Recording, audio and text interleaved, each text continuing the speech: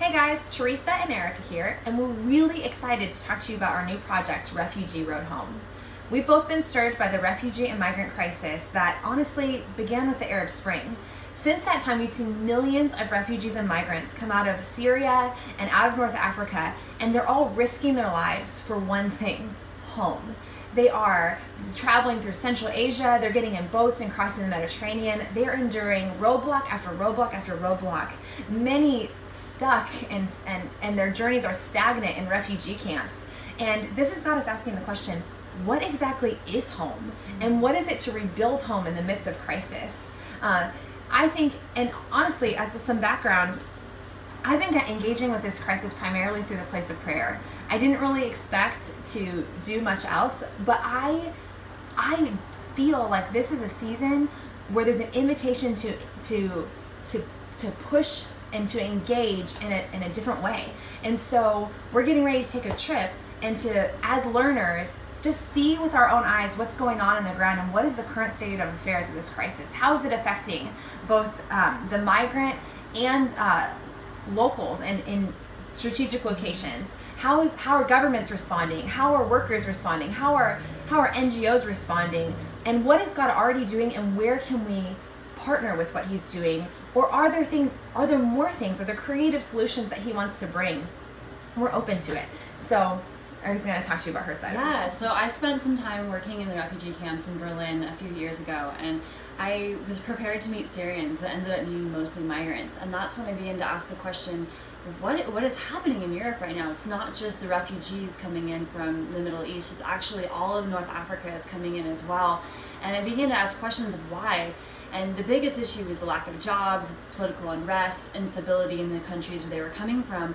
And I began this conversation with the Lord, because I was like, God, how do we solve this, not just as a humanitarian crisis, but as a systems issue, as something that we need to come in and create entrepreneurial solutions to be able to address some of the needs of these migrant populations and also refugee populations, but also to benefit the local communities that are receiving these refugees and migrants. And we feel like God's given us three specific regions in the area that are really important to this conversation, because they're all migrant port cities. They're places where people are coming in and they're transitioning from, and they're not necessarily going to settle there, but in many cases some of them have actually been stuck there because of different policies. For example, with Greece closing its borders, many of the refugees are now actually stuck on an island in Lesbos, and they aren't able to move forward. And so now they're facing issues of uncertainty and instability even within their own journey forward. And so we are actually going to be going to Marseille, France, Istanbul, Turkey, Izmir, which is a little bit south of Istanbul, and then from there we're going to head over to Lesbos Island, which is an island off the coast of Turkey, but it belongs to Greece, and then we're going to finish our time in Athens. And we feel like this is really strategic because the Lord has given us business people, entrepreneurs, church planners, people who work in the House of Prayer movement, to be able to connect with, and even some just locals on the ground who are doing different things within these communities. And we want to be asking questions of what can we do to solve this crisis? And I think what's the most important thing for us is that we're going in as learners, because the global migration patterns of refugees and immigrants is a mass crisis, regardless if you're in Europe or in the US.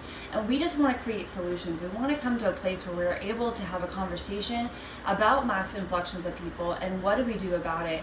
And so that's kind of our heart behind this trip. We're going to explore. And so in that, we're looking for a partnership team to be able to go with us and to be able to support us as we're going and exploring and listening and dreaming about what God can build, not just in Europe, but in our lives in California. And so Teresa's going to share with you right now some of the ways that you can partner with us. Yeah, there's three ways that you can get involved. The first way is through the place of prayer. We need prayer. Like, we need creative ideas. We're going as learners and we're going as listeners. And so if you could be praying for us, not just for our travels, though we need prayer for that, but we need strategic connections.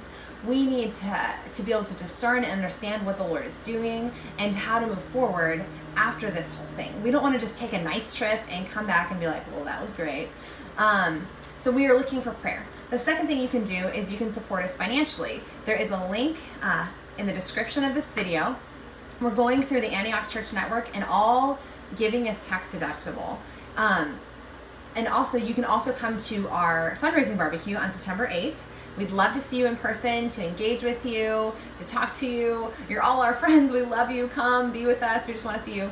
And the third way is to engage with a blog we've created called Refugee Road Home. We're both writers, and we love to process by asking questions, and we're really hoping that in this time we begin a conversation that about home and what it is.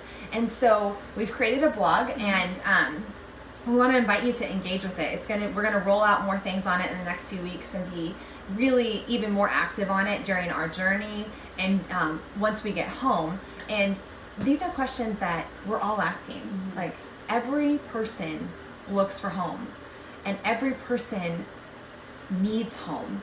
And so anything else you want to say So on we just that? want to say thank you so much for taking the time to watch our video. We were reflecting before we shot this about just how incredible our communities are and how they've allowed us to dream. They've supported us. You guys have supported us in ways that even got us to this place to have faith, to be even able to dream for this. Yeah. And so we just want to say thank you so much, and also just thank you to Epicenter Church, which is part of the Antioch Network, for covering us. We're just really excited to move forward in all that God is doing in the nations, and we really hope to see some real change and some real transformation in the days ahead.